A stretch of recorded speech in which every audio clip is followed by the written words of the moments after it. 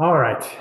Well, in any event, good morning, everyone, and welcome to Township Tuesday for this July 2nd, 2024. Happy Independence Day in a few days to everybody. So let's just go ahead and get started. Now, today, I thought we'd handle a bit of an odd little issue that came up last week. So, one thing that's sort of theme of working with townships around their legal powers is that the legislature really likes to hide obligations for us in all sorts of weird little places. Now, if you hang around me long enough, you'll hear me say this, but the first three numbers of a statute number provide a certain sort of address. They kind of tell you what it is a statute is talking about. And so most of the time when you hear me talk about township powers, you'll hear me talk about things in chapter 365 or chapter 366. Every once in a while, we'll get to chapter 368. There are some more general chapters dealing with municipalities, stuff like chapter 471. But this particular issue came out of a chapter that I just had not really dealt with before. And that is chapter 327, which by its terms is titled Hotels, Motels, Resorts, and Manufactured Homes. So the legislature really likes to throw little obligations at us in some deeply weird places. If you were just paging through the table of contents on Minnesota statutes, you'd probably see this thing and think, hey, this has absolutely nothing to do with us. But this morning, I think I'll show you that it probably does actually have at least a little bit to do with townships' obligations to their citizens. So what you're seeing up there is a selection from Minnesota Statute 327.20, Subdivision 1, and in particular in paren 6.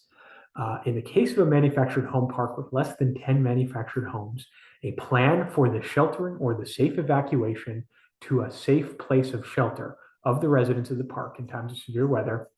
The shelter or evacuation plan shall be developed with the assistance and approval of the municipality where the park is located, and it shall be posted at conspicuous locations throughout the park. Nothing in this paragraph requires the Department of Health to review or approve any shelter evacuation plan developed by a park. Failure of a municipality to approve a plan shall not be grounds for actions against the park. So digging into this thing, in situations where you have less than 10 manufactured homes, so it's a licensed park, less than 10 manufactured homes, there must be a plan for sheltering during tornadoes and other similar severe weather. And the statute says it shall be developed with the assistance and approval of the municipality. That's kind of a weird framing from our perspective. So this language kind of purports to bind the proprietor of the park itself, but it has this weird little clause with the assistance and approval of the municipality. Weirder still, there are two little tiny kind of carve outs in that same paragraph. The Department of Health gets its own carve out, and the park gets its own carve out, so long as it's acting in good faith. Now that jumps out at me as an attorney fairly quickly because there's this thing called a canon of interpretation. It's called expressio unius est exclusio alterius. If you want to be highfalutin about it, if you want to speak in Latin as lawyers sometimes do. But the actual idea is pretty straightforward and simple. The expression of one thing is the exclusion of the other. This has been said by the Minnesota Supreme Court to mean this canon applies to associated groups or a series, and it creates a presumption that an omission is a deliberate choice and not an inadvertence. So we'll get into why I think that might matter in a little bit here. But every time we see this sort of language as a township, it is always worth asking this particular question. Are we a municipality? Because in some contexts we are, and in some contexts we're not. This time it happens that we are. And so this comes from Minnesota statute, whoops, let's back there. This one comes from Minnesota statute 327.14 subdivision 4. Municipality includes town or township. So municipality in this particular case does potentially include us. So why did I sort of hammer on that, including one thing is intentional in the case of statutory interpretation? Well, the reason that I think it's important is because it indicates that the legislature was taking the time to think about who this language bound and took the time to specifically include both the Department of Health and Parks acting in good faith, but not us.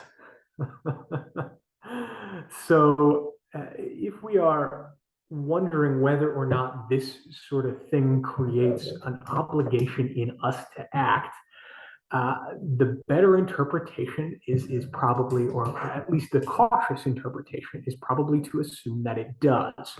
Because we have these two very specific exclusions that don't include us, and the contrary interpretation is kind of weird, right? Because then if we weren't bound to assist them, then the private parties would be in this weird position where they're obligated to ask, but we are not actually obligated to provide. So I think that the cautious interpretation of this language is probably that if somebody comes to us with one of these plans, we probably have to develop some sort of an answer. Okay, so do we have to now develop some sort of expensive and complicated expertise? That's one of the next questions that I'm sort of always asking whenever we come up with one of these potential unfunded mandate type situations. And luckily enough, in this case, it looks like the answer is probably not. And that answer comes from a case called Uniprop Manufactured Housing Incorporated versus the City of Lakeville. Basically, the situation is this. We are dealing with one of our smaller mobile home parks. They are coming to the City of Lakeville and they are saying, hey, please approve our evacuation plan. Lakeville says no. The mobile home park sues them and says, you can't say that. And now the Court of Appeals ends up writing this. In a relatively small community such as Lakeville, officials need not conduct a study to measure the effectiveness of the evacuation plan. Rather, they may rely on their general knowledge of the area. The council members knew, for example, where the park was located, what route the residents would have to take. They were aware of the single exit and the highways onto which residents would have to turn, and the general idea of the traffic levels along the evacuation route.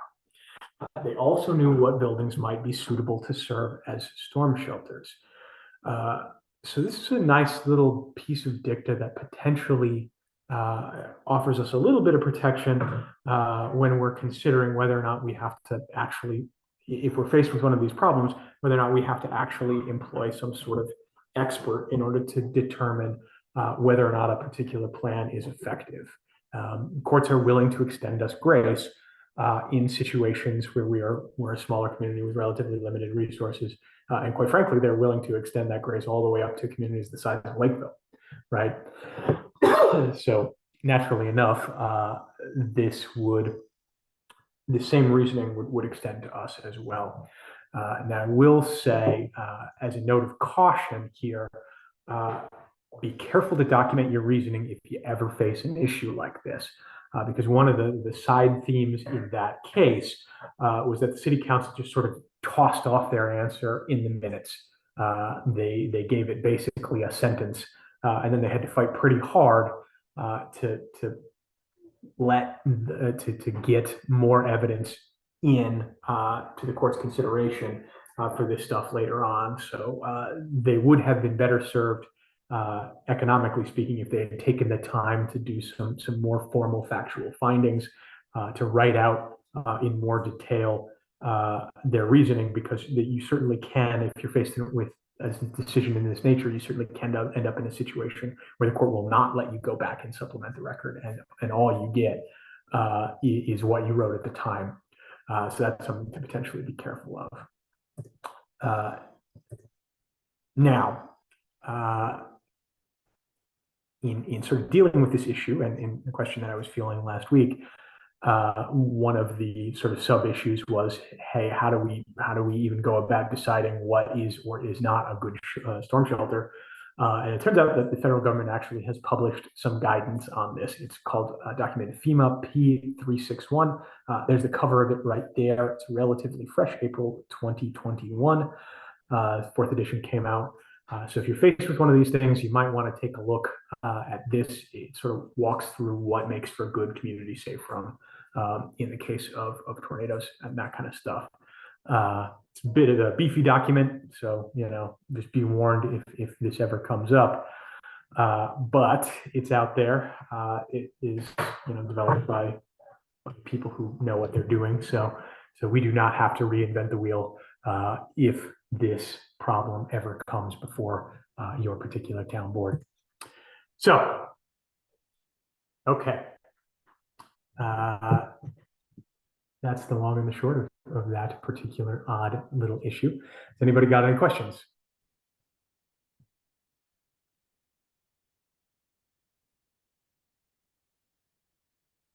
All right. Well, hearing none, in any case, please feel free to reach out if you ever have this issue come up in the future. But in any event, that was just a neat little odd township power / obligation that I'd come across and figured, you know what, might as well flag it for Town Tuesday. So thanks, folks, for your time and for your attention. And I hope everybody has a happy 4th of July. And